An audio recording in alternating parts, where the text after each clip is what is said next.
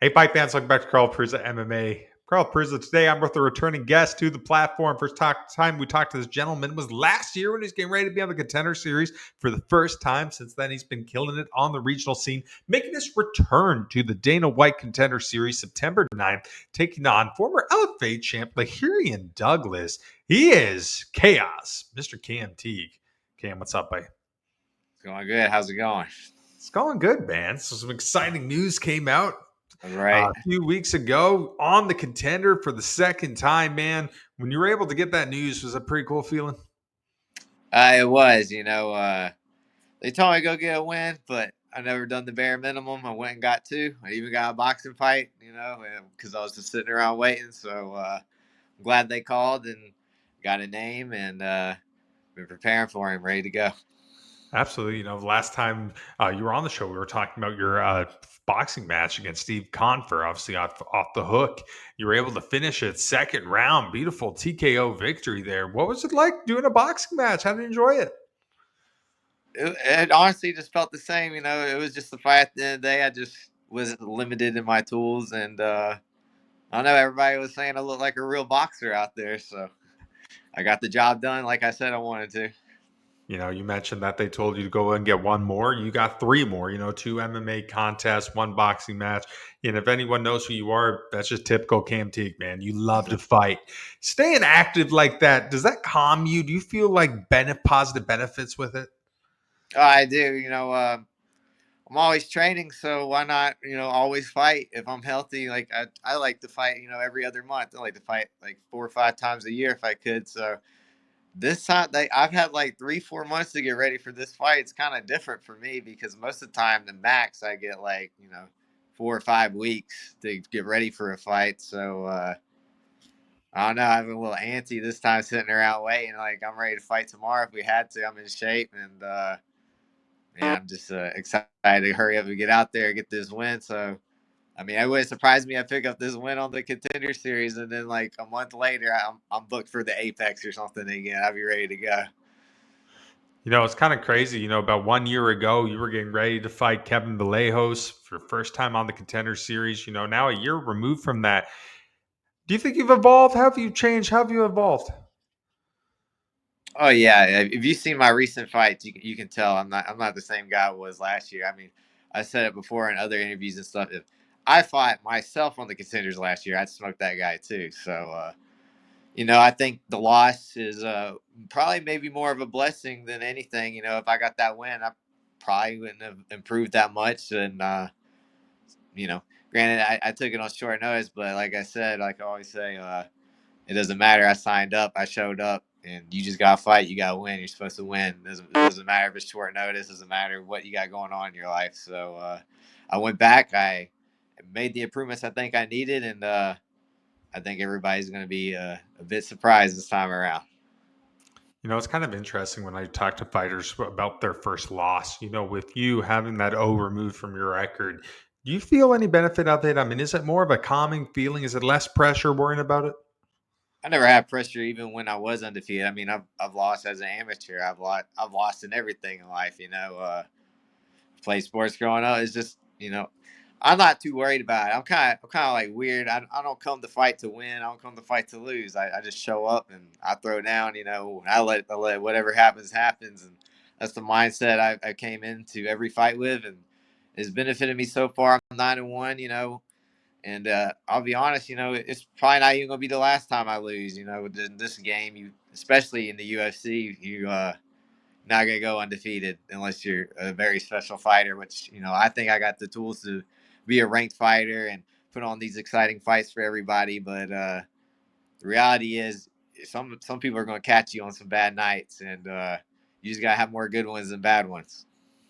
You know, in the last year, we've also seen some changes for you when it comes to training. Obviously, now training a lot at AMP, obviously mixing it up with the guys in Iberville over there as well. How's it been the last year, man? How has this new team you've assembled? How has training been altogether? It's been good. We're just focusing on training. We don't have any outside distractions anymore, and getting my good grappling, good boxing in at AMP. Going to D'Iberville training with Brandon Davis, and that's Brandon Davis has been a game changer for me. He's getting like I've picked up so much from that guy. He's had 10 UFC fights. It's easy to pick up things from veterans like that. So where I was training and stuff, we don't have like UFC guys. We have Kurt, but Kurt's like in Louisiana. I see him maybe like once every couple months to train, but now Brandon is consistent. We train about every week together a couple times, and we're getting ready for this fight. I'm ready to show the world what I really have this time. In addition to also obviously, sparring and training with Brandon, do you feel other benefits being around those other guys who've been in the UFC, like maybe the way they conduct themselves, the business side of it? Do you feel you learn more than just the training with them? Yeah, their work ethic and stuff, and what it takes to be in there, and how then you don't want to just make it to the UFC. You want to stay in there. Anybody can make it to the UFC, and then 2 fights you're cut. Just like that if you don't show up and fight how you should or perform how you should. So I think the loss last year helped me, not be one of them guys. If I won that fight last year, it could have happened to me. I might not improved. I might have, thought, I'm the man. I just beat Kevin Vallejos, who went to war with Gene Silva. I could have rolled in there and lost, 2 fights, and the UFC just kicked me out. So I think this time, fighting the LFA champ, I take him out. I get in. I think I'm going to be on the roster for a while once I get in. Where were you when you got the phone call that you're going to be on the Contender again? Shoot. I was on a plane ride up to Boston. I was going to meet some friends and stuff, like a little vacation or something. They're like, "Hey, you're on the Contender." So, which I knew like a week before, but they kind of like confirmed it when I was on vacation. So, I took my trip, came back home, got into training camp mode, and I've been in training camp mode for about like 2 months now. So it's a long time for me. So 50, 52, 53, something more days like that to go till I get to show the world. So this time around, you're taking on another top guy. You're taking on Lerryan Douglas, a guy who's found LFA gold, very respected name on the regional scene himself. Overall, what do you think of him as an opponent? I think he hits hard. It's obvious, The UFC knows what they're doing. They like to they put in a guy that knocks everybody out versus a guy that doesn't get knocked out. So think the fans are going to get what they want to see. It's fight of the night every time with me, and I think he's a caliber of an opponent that's going to give that. And I really do like the matchup. A lot of people online and stuff be like, "Oh man, he's going to get whooped again" or whatever. I love that. I love people that count me out. So it's funny because he's been the underdog his last 4 fights, but this time coming in, he's probably going to be the favorite. So I don't know, flip the script on him a bit. So LFA, it's funny because we were actually looking at fighting him anyways. Like my manager Abe was like in talks with the LFA guys about which I think is kind of how this actually happened with the Contenders because I was looking at fighting him to like get back to the show or skip the Contenders because I feel like you go to LFA, you beat Lerryan Douglas, you probably just get signed. So I don't know, Deshaun Shelby I guess got wind of it or something and set the fight up on the Contender series. So we do it in Vegas instead of wherever. When you look at this one on paper, you watch both your guys' highlights. I mean, this is definitely a dream contest. I think UFC, as always, did a wonderful job matchmaking this Contender Series bout. You add a small cage in this. I mean, are you going in there kind of with the mindset if someone doesn't get finished, this is going to be a 3-round dogfight? I'm always ready for that 3 round dog fight. Like you see me fight, I'm going for the finish. I'm coming to finish you or get finished trying is what I like to say. I I mean even my last fight it went the distance with Zellner, but you could tell like I was the whole time I was trying to get him out of there. So I'm gonna do the same thing this fight. I'm gonna press the pace. And it's no secret what I'm gonna do. I'm gonna press the pace. I'm gonna come forward. I'm gonna make you fight is what I like to say. I don't come to point fight. I don't come to hold you on the cage, hold you on the ground. If it goes to the ground, I'm trying to take you out there too. Like I'm not just stalling. So I feel like is this that type of fight is probably going to benefit me more than Leahy here because he's more of a guy that likes to sit and wait and pick his shots and bomb you out. So if I'm making fight who knows what's going to happen? I think a lot of people at this point are very well aware that there's no such thing as a boring Cam Teague fight. Like, I just don't think it happens. Going into the UFC, being able to go there, you're pretty confident that you could become one of those guys where all the fans get excited to watch. That's the goal. I want to come for the fight of the night bonus every time, performance bonus, whatever. That's why people used to look at Gagey. They still look at him like that. When Gagey's on the card, it's that's the fight of the night. It's a wrap. I want to be. We want to be like that. I want every time that I'm on the card, everybody's like, that's the fight of the night. That's the one I want to see. So whether I'm at the bottom of the card or the top of the card, you're gonna get the Cam Teague fight. A couple guys in the UFC right now that are getting a lot of love from the fans. Guys like Josh Van, guys like Kevin Holland.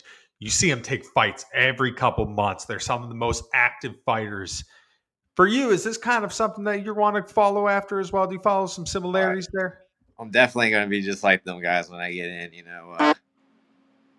It's like I said, it's our jobs, to fight. A lot of it's my job to fight, So why am I not fighting? I don't get these guys that fight once or twice a year.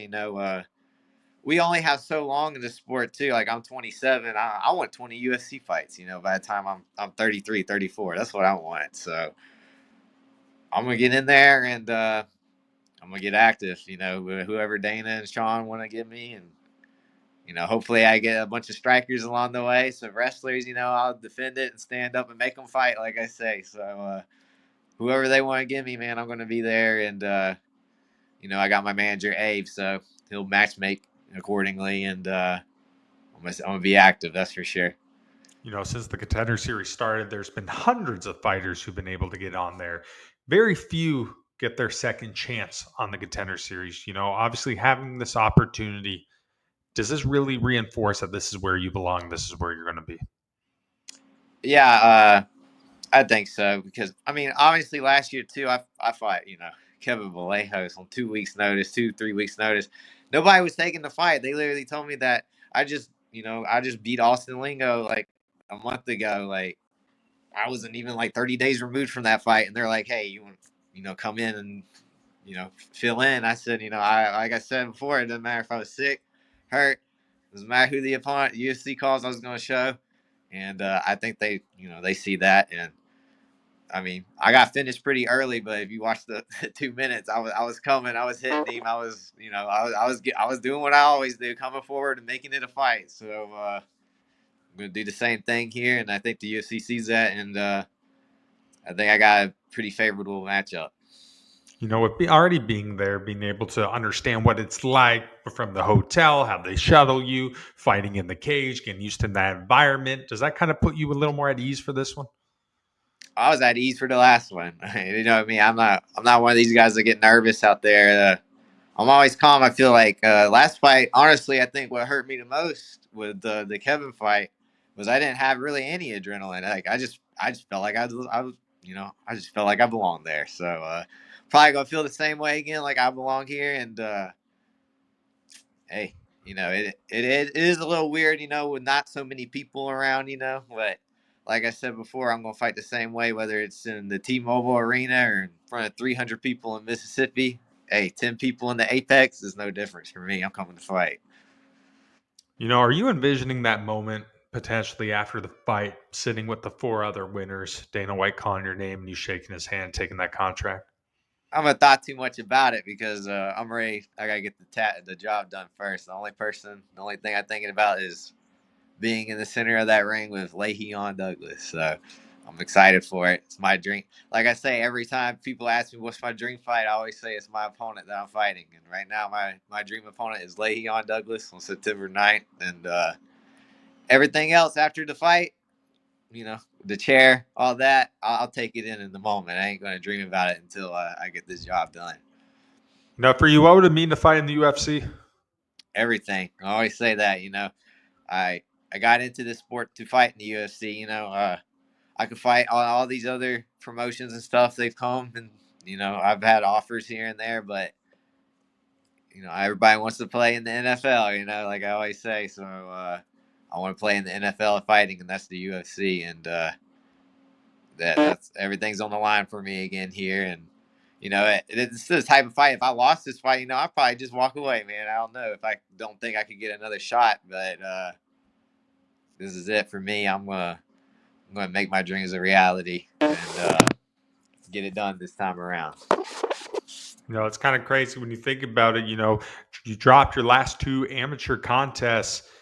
Here we are now fighting on the Contender Series for the second time. If someone told you back then this would be the reality, would have you believed them? I would have believed them.